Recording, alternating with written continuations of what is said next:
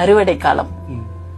அள்ளுபகல் உழைப்பவள அடிக்க கைய நீட்டாதையா, சீக்கிரமா சமைச்சு தர சிடுசிடுன்னு பேசாதையா, கழுத்தை கட்டி தூங்குகிற கண்மணிக்கு ஆதரவா துணி மூட்டை தலையணைய துணையாக சேர்த்து வச்சு உங்களுக்கு முன் எழுந்து உழைப்பவள வையாதையா, கஞ்சி கொஞ்சம் ஊத்திக்கிட்டு கதிர இருக்க போகும்போது கோழி கூட கூவுதில்ல, கொடுமைய நான் என்ன சொல்ல, கொட்டுகிற பணியில குனிஞ்சி அறுக்கையில அடிவயிரும் நடுங்குதையா, ஆரிடத்தில் இதை சொல்ல, புள்ளகுட்டி போதும்னு பண்ணிக்கிட்ட ஆபரேஷன் கதிர அள்ளி போட்டு தூக்கையில முள்ளு போல குத்துதையா, மூச்சு விட திணறுதையா, காலையில போகையில கஞ்சி தண்ணி குடிச்சானோ, பள்ளிக்கூடம் போன மகன் பத்திரமா இருப்பானோ, கண்ணான அவனை எண்ணி கண்ணும் தண்ணி வெடிக்குதையா, களத்துல கட்டுடைத்து கச்சிதமா நெல்லுதிர்த்து காத்து ஒரு நேரம் பார்த்து தூத்தி முடிக்கும் முன்னே கண்ணுல விழுந்த தூச நின்னெடுக்க நேரம் ஏது, கொட்டி குமிஞ்ச நெல்லில் கொடுத்த கூலி வாங்கிக்கிட்டு குறுகலான வரப்பு வழி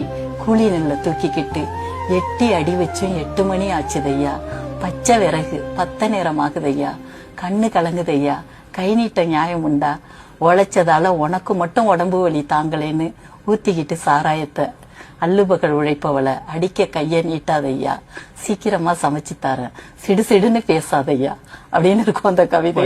இந்த கவிதை கேட்கிறப்ப எங்களுக்கும் அழுகை ஏற்படுதுமா? ஆமா, அந்த என்ன நான் கிராமத்துல இருக்கும்போதே இதை எழுதிட்டேன். என்ன வாசிக்க சொல்லுவாங்க, பள்ளிக்கூடத்து பாப்பா அப்படின்னு கூப்பிடுவாங்க ஜனங்கள்லாம்.